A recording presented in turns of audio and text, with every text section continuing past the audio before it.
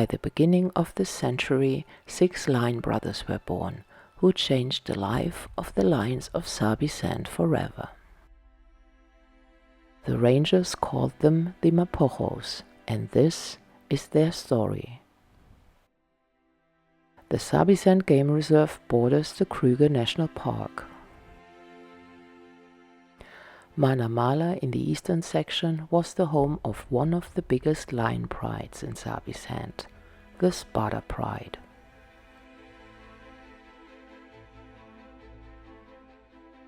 The 7 lionesses of the Sparta Pride were dominated by the 5 aging West Street males, who were already past their prime.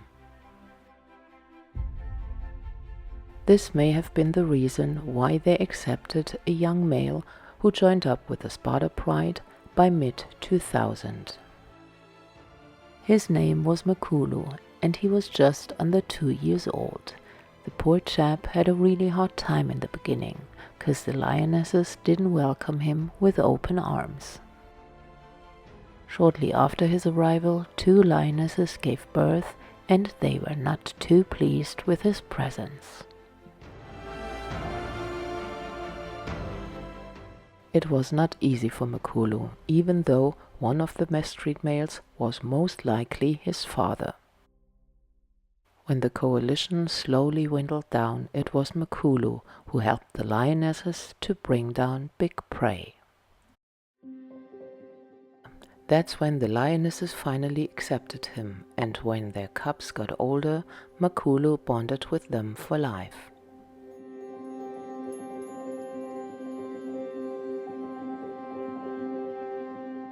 By 2002, the cubs had been grown up to subadults.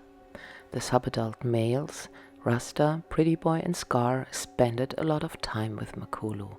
The bond they formed lasted until their final days.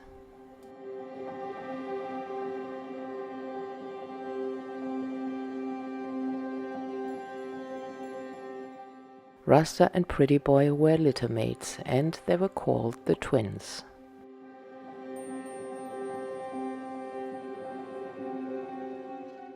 Scar, or Dreadlocks like many called him, was just a couple of months younger and grew up with them. The youngest, Mr. T and Kinky Tail, were only born when their 3 older cousins were already subadults. And due to the age difference, their mothers chose to raise them apart from the pride. Mr. T and Kinky Tail were inseparable, and they too bonded for life. Some even speculated the Split Rock males were their fathers, but the West Street males acknowledged them as their offspring. After the last West Street male had died, the Sparta Pride reunited. By then, Mr. T and Kinky Tail were subadults as well, and they met their older cousins.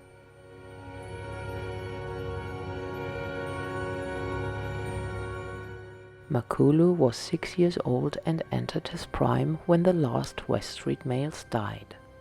They left a huge territory behind, and none of the other coalitions took over. That's why the young Mapogo had absolutely no reason to leave their mother's land. But every now and then they got confronted by the neighboring coalitions, who put them in their place.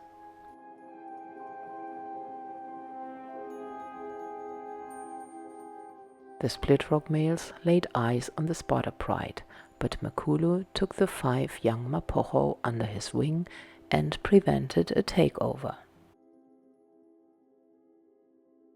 Even underage, they were a formidable force of 6, and they constituted a large obstacle for the aging Split Rock males.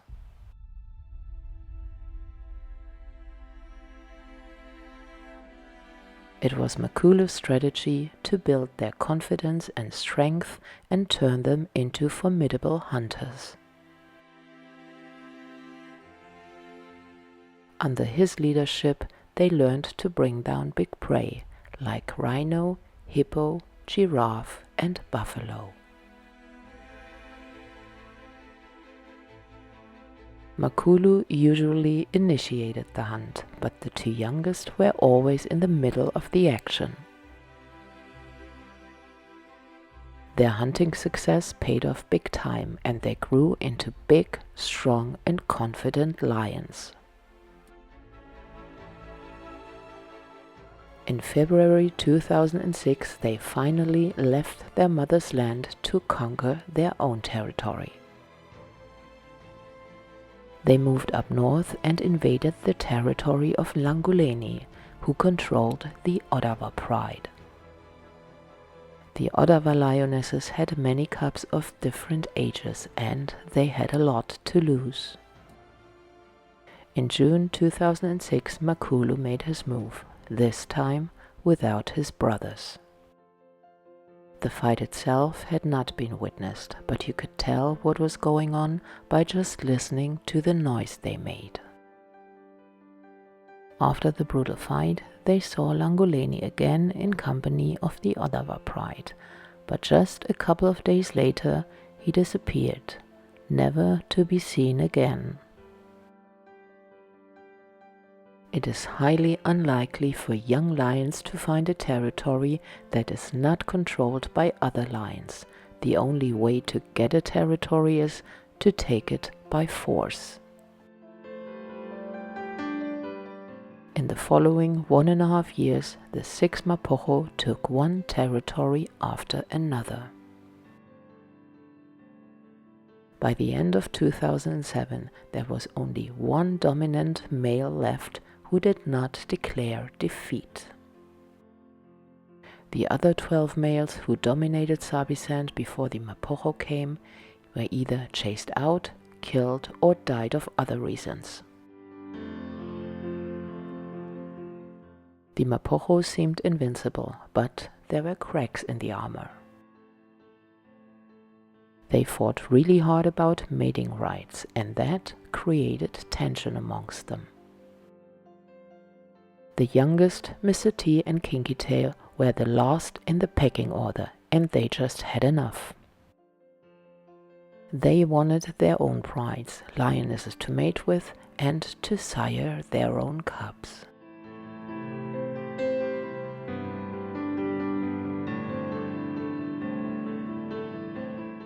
Makulu as the leader had the first mating rights, and the others had to wait to get their turn. By 2007, the two youngest, Mr. T and Kinky Tail, tested the waters and moved up north and east. At first, they were still seen in company of their 3 older cousins, but they eventually returned west and joined up with Makulu. Mr. T and Kinky Tail were left behind. They took over the Selati Pride, and they managed to split up the Styx Pride that was under the control of the roller coaster male. They even made a move to dominate their natal pride and strip the roller coaster male of 2 more Sparta lionesses. For more than 2 years, they were the sole protectors of the Mapogo territory. They not only defended their land, but their brothers as well, against every single intruder who entered from north, east, and south.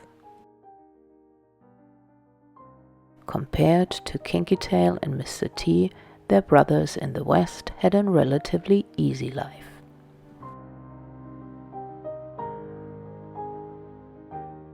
Every intruder who wanted to get to the west had to go through Mr. T and Kinky Tail first.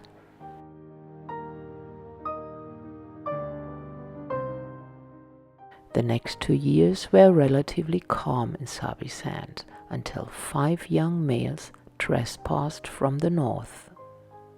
They were young, unexperienced, and they were looking for a territory.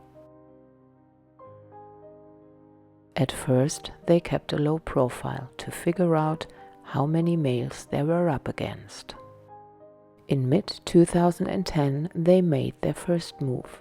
They started to sandmark and they announced their presence. Mr. T and Kinky Tail responded immediately. They accepted the challenge and moved up north to confront the trespassers. Until this point, Mr. T and Kinky Tail had never lost a fight. Even when they had been outnumbered, like against the 3 Kruger Males, they managed to chase them out. In the morning hours of June 8, 2010, Mr. T and Kinky Tail followed a trail of a young Majingilane who somehow got separated from his brothers and was hiding under a bush.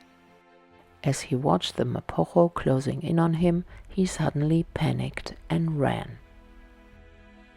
Only a couple of seconds later, the 2 Mapogo were onto him and knocked him to the ground. The outcome from this fight was predictable. The young Majingilane never really had a chance. He faced an uphill battle from the start, and a couple of hours later he died from his injuries.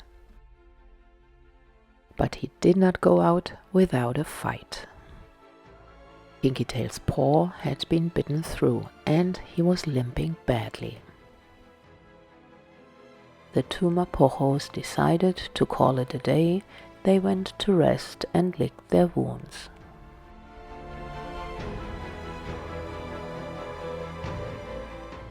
But this was not the final chapter, because after dark the Majingilane returned, and that with a vengeance. A little while later all hell broke loose. They managed to isolate Kinky Tail, who was probably lagging behind due to his injury, and confronted him.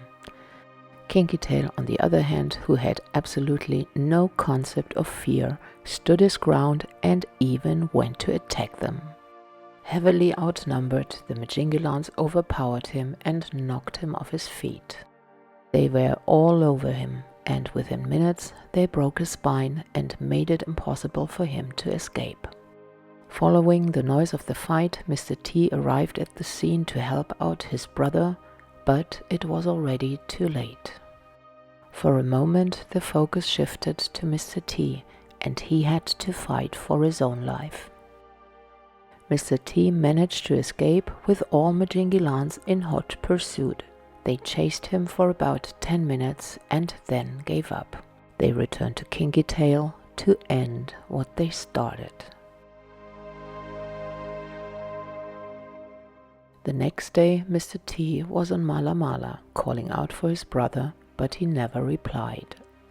Mr. T not only lost Kinky Tail that night, his territory was taken too. After 2 more incidents with the Majingilane, he finally gave up and crossed the Sand River to join up with his brothers in the west.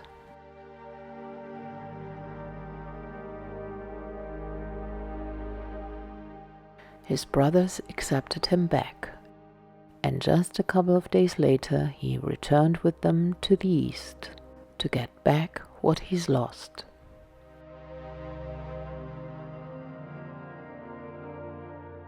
It's questionable if the 2 coalitions met at all, but it's documented that after dark they got into a roaring match. The next day they were back in the west sector and had been seen in Singita. Shortly after, the twins Rasta and Pretty Boy decided to go back to the east sector alone, and 2 weeks later the Mapogos had lost another brother. Pretty Boy returned alone, injured by a fight with other lions. Some say Rasta got killed by the Majingilane, but until this day there is still a lot of doubt. There are strong beliefs that he got poached. Mr. T's return created chaos amongst the prides in the west sector. While he was in the east, his brothers had sired many cubs with the Shimungwe pride. Mr. T didn't accept the cubs, and it took him only a couple of weeks to find all of them, and he killed them. Even though infanticide is common in lion society, by committing these acts he earned his nickname Satan. Strangely enough, his brothers did not retaliate. Especially Mr. T and Makulu seem to be best buddies.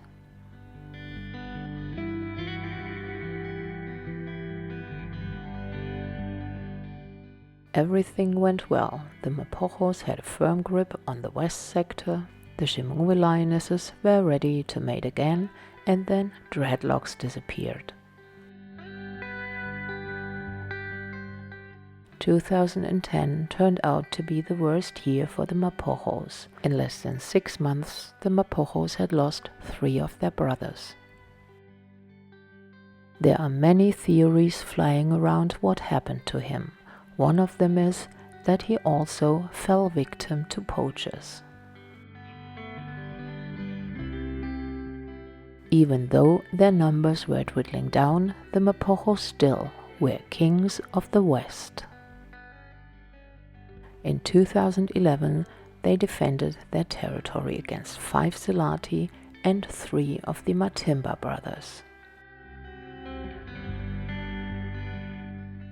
However, 2 of them were already past their prime, and it was only a question of time until the next intruder would challenge them. The Selati didn't give up, and at the beginning of 2012, they went in for another try. 4 of them returned after they had lost a brother in a fight with the Majingilane. They started to scent mark, and they even dared to mate with one of the Chimungwe lionesses who had lost her cubs to a leopard. End of February 2012, they got hold of Pretty Boy and mauled him badly. He only survived because his brothers came running and rescued him.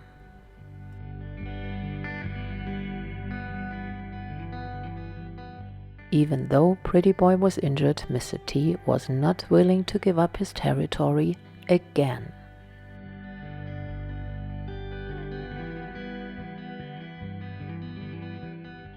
While the Mapogos feasted on a buffalo kill, the Selati strengthened their bond and prepared for a fight.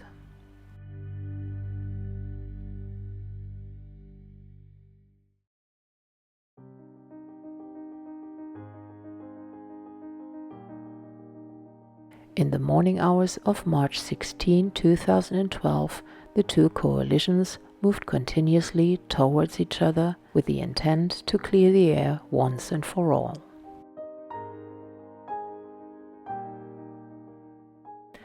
It didn't take them long until they met.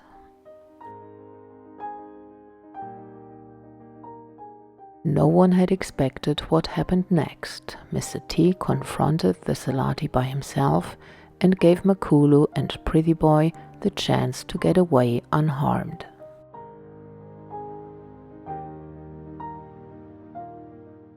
This was his last fight. He lived by the sword and he died by the sword, just like his brother Kinky Tail.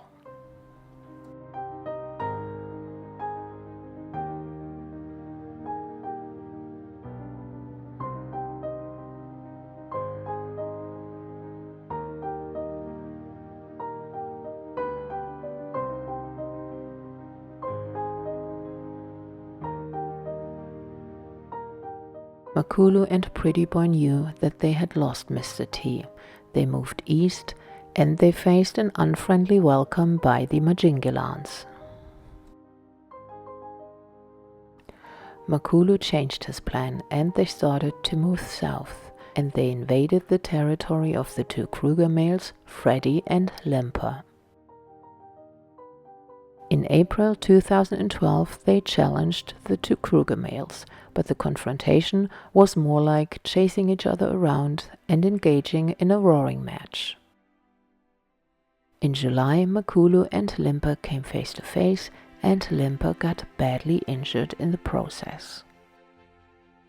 Makulu, who was already 14 years old at the time, left the arena as a champion, but the victory didn't bring the expected outcome. Pretty Boy had lost a lot of condition, and as a result they both moved into Kruger. They returned to Sabi Sand in November, and the last time they were seen together was on Londolozi with full bellies from a buffalo kill. Just a couple of weeks later, Age catched up with Pretty Boy, and he found his final resting place. Over the years, Pretty Boy had always been Makulu's closest companion, and they stayed together until the bitter end.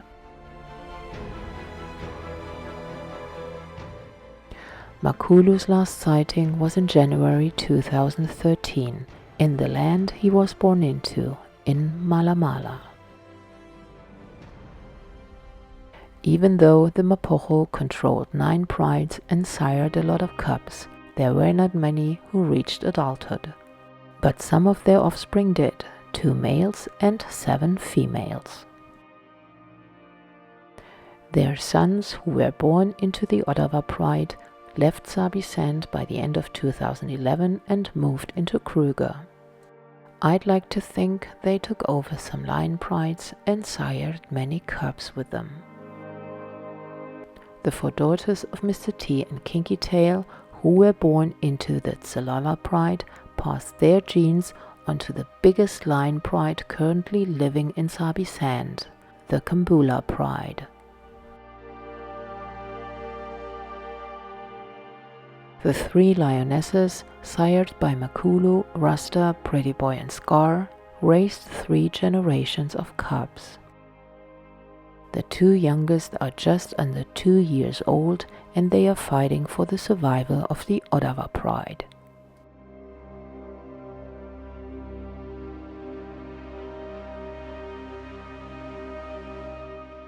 The 6 Kambula lionesses are the granddaughters of Mr. T and Kinky Tail. They raised 5 males and 6 females to adulthood. Even though they are the biggest lion pride in Sabi Sand, the total number of adult lionesses is concerning. It dropped down to 32 this year.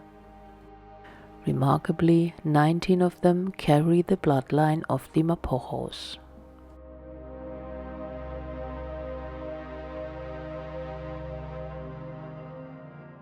The decline of the lion population were also a big concern when the Mapogos reigned.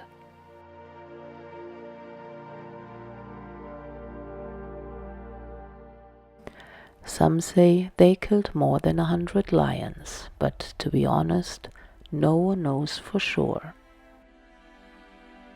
I gathered the numbers from 2006 to 2012 so that you can make up your own mind.